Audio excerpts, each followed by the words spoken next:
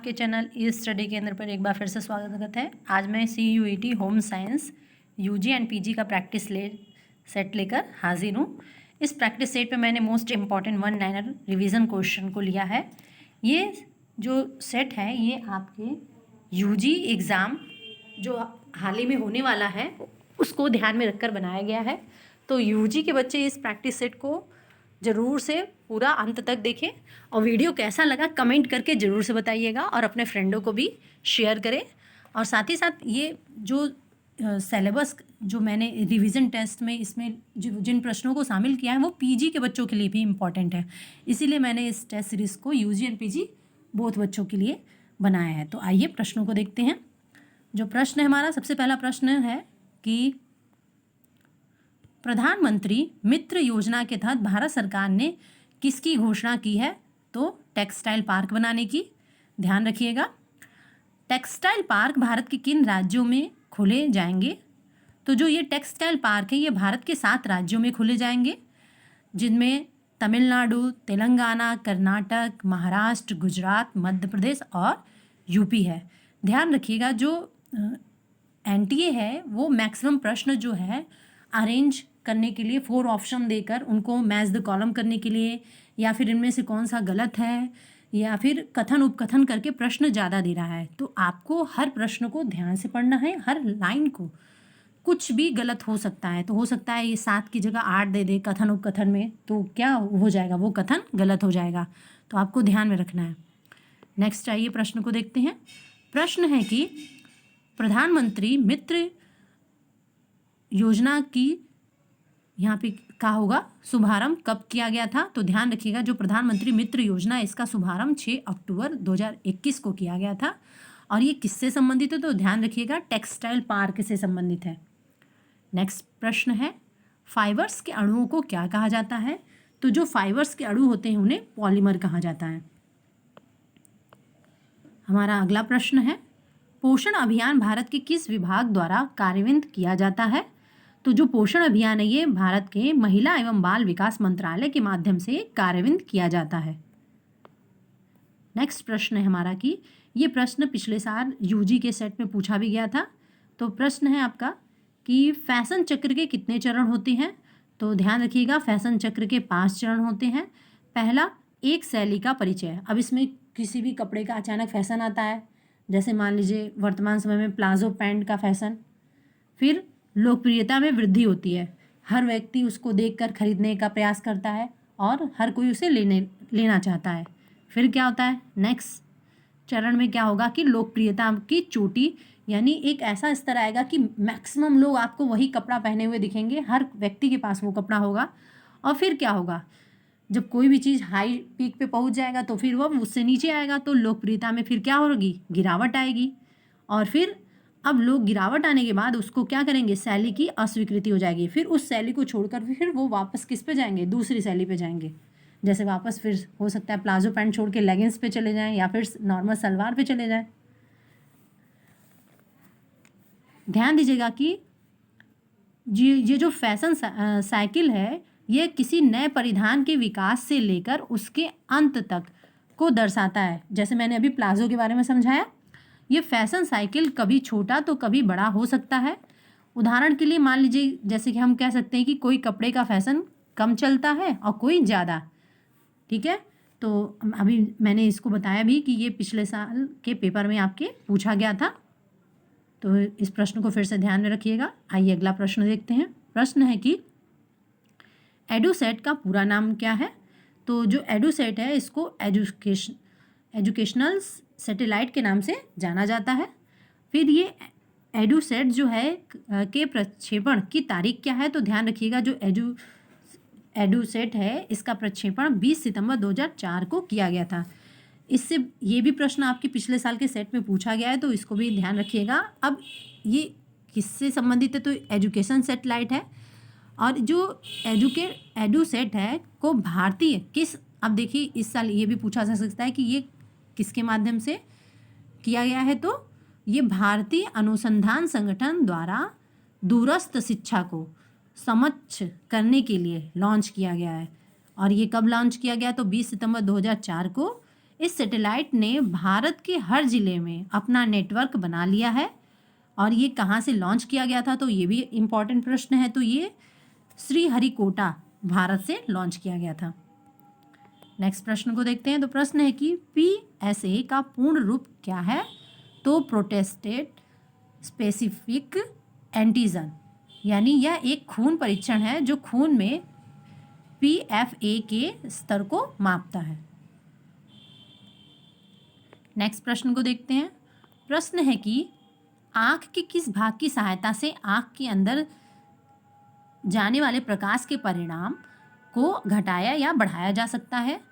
तो देखिए, हमारे आँखों में ये शक्ति होती है कि वो प्रकाश की मात्रा को क्या कर सकती है, नियंत्रित कर सकती है। तो ये कौन करता है? आइरिस परितारिका। जैसे कि अचानक हमारी आँखों पे बहुत तेज प्रकाश पड़ता है तो हम देख नहीं पाते हैं, फिर कुछ समय पर आँखों को झपकाने के बाद हम उस रोशनी में भी देखने का प्रयास करने लगते हैं। वही चीज़ है यहाँ पे। तो ये सभी आइरिस के माध्यम से कंट्रोल की जाती है। नेक्स्ट प्रश्न है, स्वयं ऐप क्या है? तो स्वयं मानव संसाधन विकास मंत्रालय का एक ऑनलाइन मंच है जिसके माध्यम से भारत के छात्रों को कक्षा 9 से पोस्ट ग्रेजुएशन ऑनलाइन पाठ्यक्रम प्रदान किए जाते हैं। नेक्स्ट प्रश्न है हमारा, कैनिन प्रोसेस का आविष्कार किसने किया था? तो ध्यान दीजिए, जो कैनिन प्रोसेस है इसका जो आविष्कार है निकोलस एपर्ट ने किया था। कब किया था? तो 1810 में। इसमें क्या होता है कि कैनिंग प्रोसेस में डिब्बाबंद पदार्थों को सुरक्षित रखने की यह एक प्रक्रिया है। जैसे कि आप लोग जूस पीते हैं, ठंडा कोको कोला, और ये जो वाइन हो, इनको प्रिजर्व किया जाता है, यही कैनिंग प्रोसेस के अंतर्गत आता है। नेक्स्ट प्रश्न है हमारा कि कॉर्डिंग प्रक्रिया क्या है? तो आइए देखते हैं। ये जो कॉर्डिंग प्रक्रिया होती है इसके द्वारा तंतु में उपस्थित अशुद्धियों को पृथक करके इन तत्वों को सीधा व समानांतर किया जाता है, उनकी पुनिया बना ली जाती है। ध्यान दीजिएगा, जो तंतु होते हैं उनमें बहुत सारी अशुद्धियाँ उपस्थित होती हैं, तो उनको साफ करके नॉर्मल रेशे के रूप में, फाइबर के रूप में परिवर्तित किया जाता है ताकि उनको कपड़े के रूप में परिवर्तित किया जा सके। नेक्स्ट है, कॉम्बिंग प्रक्रिया क्या है? तो कॉम्बिंग की प्रक्रिया द्वारा कंघी करके पुनियों को सुलझाया जाता है। पुनियों मतलब कि जो धागे के रेशे होते हैं, जो कहीं दाएं कहीं बाएं मुड़ चुके रहते हैं, तो उनको क्या किया जाता है? सीधा किया जाता है, सुलझाया जाता है, जिससे छोटे छोटे तंतु अलग हो जाते हैं और बड़े तंतु सीधे व समानांतर हो जाते हैं। जैसे हम लोग बालों को अपने कंघी के माध्यम से सीधा करते हैं, वही चीज़ यहाँ पे हो जाएगा। नेक्स्ट है कि खींचकर निकालना प्रक्रिया क्या है?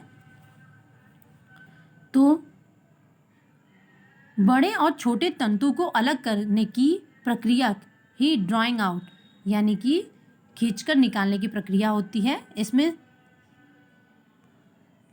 इसमें जो स्लाइवर्स होते हैं को रोलिंग विंग पूल्स पर अत्यधिक गति से घुमाया जाता है। नेक्स्ट प्रश्न है, रोविंग प्रोसेस घुमाव देने की प्रक्रिया क्या है? तो धागे पर कुछ घुमा देकर हल्की सी बटाई की जाती है। इस प्रक्रिया में जिससे क्या होता है कि तंतु एक दूसरे के समीप आकर संगठित हो जाते हैं। ध्यान दीजिएगा, आप लोगों ने रस्सी को देखा होगा कि रस्सी एक मेन होता है और उसके ऊपर एक दूसरा रस्सी का परत क्या होता है? लपेटा हुआ रहता है। तो वही चीज़ यहाँ पे है। रोविंग प्रोसेस, एक बेस धागा होगा और दूसरा धागा क्या होता है? उस पर लपेटा रहता है, जिसी को बटाई कहा जाता है।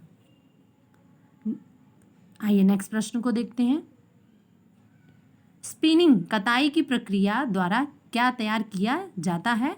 तो कताई के अंतर्गत तंतुजन्य पदार्थों को खींचकर और आपस में ऐंठकर बनाए हुए लघु और दीर्घ तंतुओं को एक साथ आपस में जोड़कर सूत्र बनाया जाता है।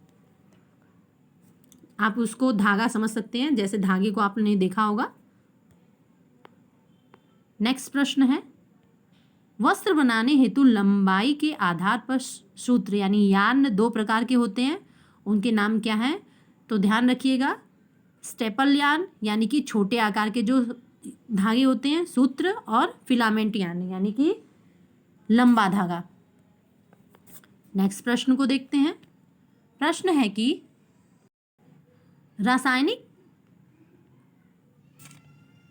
रासायनिक कताई केमिकल स्पिनिंग फिलामेंट धागों हेतु किस विधि का से की जाती है? तो ध्यान दीजिएगा, ये आर्द्र कताई, शुष्क कताई और पिघली हुई कताई, इन तीनों के माध्यम से की जाती है। नेक्स्ट प्रश्न है कि जयपुर गुजरात का घरचोला क्या है? तो ध्यान दीजिएगा, यह बांधनी का एक प्रकार है जो सुनहरे चौकोर के अंदर बनाई जाती है।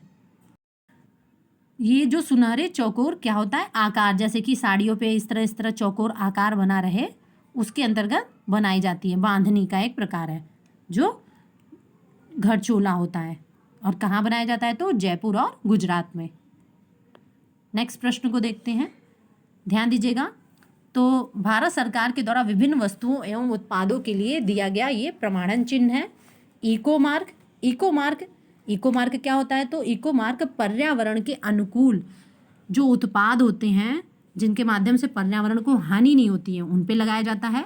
ये प्रश्न पिछले साल आपकी परीक्षा में पूछा गया था। तो ध्यान रखिएगा, आपको चिन्ह बस दे देगा और पूछेगा कि यह चिन्ह किस से संबंधित है। तो आपको नाम नहीं दिया रहेगा और आपको नाम नहीं दिया रहेगा, आपको बताना होगा। ध्यान रखिएगा, बस चिन्ह दिया रहेगा। तो इको मार्क क्या होता है मैंने बता दिया। नेक्स्ट देखते हैं। तो अगला हमारा है सिल्क मार्क। पिछले साल जो चिन्ह आया था उसमें बस मार्क दिया गया था। ये आपको जो नीचे इसका मार्क का नाम लिखा है ये नहीं दिया रहेगा, बस आपको लोगो दे देगा और पूछेगा ये किसका लोगो है। तो ये सिल्क मार्क का लोगो है। ये किससे संबंधित है? तो ये शुद्ध सिल्क उत्पादों पर इसका ये मार्क होता है। नेक्स्ट ये है एग मार्क। एग मार्क का चिन्ह क्या होता है? तो ध्यान रखिएगा, ये जो एग मार्क है यह भोज्य पदार्थों के भौतिक तथा रासायनिक विशेष के लिए इसकी स्थापना की गई थी। और कब की गई थी एग मार्क संस्था की स्थापना? तो ये कब से लागू हुए? तो 8 मई 1937 से। ध्यान रखिएगा, जो इसका एग मार्क और इसमें जो संशोधन है इस अधिनियम में 1986 में संशोधन भी किया गया है। आइए अगला देखते हैं। ये है आपका फसाई मार्क। फसाई मार्क क्या है? तो ये जो है खाद्य पदार्थों के विज्ञान आधारित मानकों को निर्धारित करने तथा स्वस्थ इंसानों के स्वास्थ्य को ध्यान में रखते हुए स्वस्थ भोजन उपलब्ध करने के उद्देश्य से उनके निर्माण, भंडारण, वितरण और जो बिक्री की जाती है, आयात को विनियमित करने के लिए बनाया गया है। तो किसे? खाद्य पदार्थों को। ध्यान रखिएगा, खाने की चीज़ों पे ये फसाई का मार्क होता है। और ये किसके अंतर्गत आता है? तो हम कह सकते हैं फूड। इसका फुल फॉर्म क्या है? तो food safety and standard authority of India. इसकी स्थापना कब हुई थी? तो 5 सितंबर 2008 को इसकी स्थापना की गई थी, फसाई की। नेक्स्ट ध्यान दीजिए, तो ये हॉलमार्क का चिन्ह है और यही प्रश्न पिछले साल पूछा गया था आपकी परीक्षा में। आपके ये जो नाम है ये नहीं दिया था, बस इस नाम को हटा के बस ये चिन्ह दे दिया गया था और पूछा गया था कि ये किसका चिन्ह है। तो ध्यान रखिएगा, ये हॉलमार्क का चिन्ह है। और ये हॉलमार्क क्या होता है? तो यह भारतीय मानक ब्यूरो द्वारा प्लेटिनम, स्वर्ण, रजत आदि जो बहुमूल्य धातु हैं उन पर लगाया जाता है। यह गुणवत्ता को प्रमाणित करता है। ठीक है, तो ये हो सकता है इस बार ये भी आ जाए कि कौन सा मार्क किन चीज़ों पे लगाया जाता है, तो आप अच्छे से उनको समझ लीजिएगा और मैच कर दीजिएगा। फिर ये देखिए ISI मार्क है, इस पे तो नाम भी नहीं लिखा है, तो अब ये ISI मार्क आ सकता है। तो अब ये आपसे पूछ सकता है कि ये किन चीज़ों पे लगाया जाता है। तो जो ISI मार्क की जो स्थापना ये 6 जनवरी 1947 को की गई थी और ये भारत में बेचे जाने वाले उत्पादों को प्रमाणित करने के लिए ये चिन्ह अनिवार्य है। ये जो मार्क है भारत में विभिन्न कंपनियों द्वारा बनाने जाने वाले विभिन्न उत्पादों, खास करके इलेक्ट्रॉनिक उत्पादों पे आप इसका चिन्ह देखे होंगे, ISI मार्क। आइए नेक्स्ट प्रश्न को देखते हैं ये प्रश्न आपके विटामिनों से संबंधित हैं। ये भी मैच करने में आपके आ सकता है कि विभिन्न विटामिनों के रासायनिक नाम। तो ध्यान दीजिएगा, आइए इनको हम लोग रिवीजन करते हैं कि विभिन्न विटामिनों के रासायनिक नाम। तो vitamin A retinol, vitamin B को थायमीन के नाम से जाना जाता है, विटामिन B2 को riboflavin, vitamin B5 niacin, vitamin B12 को साइनोकोबैलामीन और विटामिन सी को स्कॉर्बिक एसिड के नाम से जाना जाता है, विटामिन डी को कैल्सीफेरॉल के नाम से जाना जाता है और विटामिन ई को टोकोफेरॉल और विटामिन के को फिलोक्विनोन। ध्यान दीजिएगा, इन सभी विटामिनों के जो हैं रासायनिक नाम देकर आपको मैच द कॉलम के रूप में मैच करने के लिए दे सकता है। तो आपको सारे विटामिन्स का रासायनिक नाम पता होना चाहिए। नेक्स्ट प्रश्न को देखते हैं। प्रश्न है कि रुधिर के सामान्य थक्के को जमना और यकृत की सामान्य प्रक्रिया के लिए कौन सा विटामिन ज़रूरी होता है। तो ध्यान दीजिएगा, जो विटामिन के है यह रुधिर का थक्का जमाने में और यकृत का जो सामान्य क्रियाएं होती हैं उनको सुचारू रूप से करने में विटामिन के ज़रूरी होता है। फिर सबसे बड़ी लार ग्रंथि क्या है, तो पैरोटिड ग्रंथि जो है यह सबसे बड़ी लार ग्रंथि होती है। फिर सबसे लंबी पेशीय क्या है, तो सार्टोरियस जो है यह सबसे लंबी पेशीय होती है मानव शरीर की। फिर सबसे बड़ी WBC यानी वाइट ब्लड सेल्स क्या है, तो मोनोसाइट जो है ये सबसे बड़ी WBC है। फिर सबसे छोटी WBC क्या है, वाइट ब्लड सेल्स, तो लिम्फोसाइट। नेक्स्ट प्रश्न है कि रुधिर का थक्का बनने का समय क्या होता है। तो ये 3 से 6 मिनट के अंतर्गत जो रुधिर का थक्का है वो जम जाता है। जैसे आपको कभी चोट लगता है, वहाँ पे आपको खून ब्लड निकलने लगता है, तो आप देखते हैं जब वहाँ पे हम दबा देते हैं तो कुछ समय पश्चात ब्लड निकलना बंद हो जाता है, तो इसी वजह से। नेक्स्ट ट्रेकोमा बीमारी संबंधित है। ये कोई भी बीमारी का नाम दे देगा और आपसे कहेगा कि यह बीमारी किससे संबंधित है, तो आपको ध्यान में रखना है कोई भी बीमारी आ सकती है। तो जो ट्रेकोमा बीमारी है ये आँखों से संबंधित है।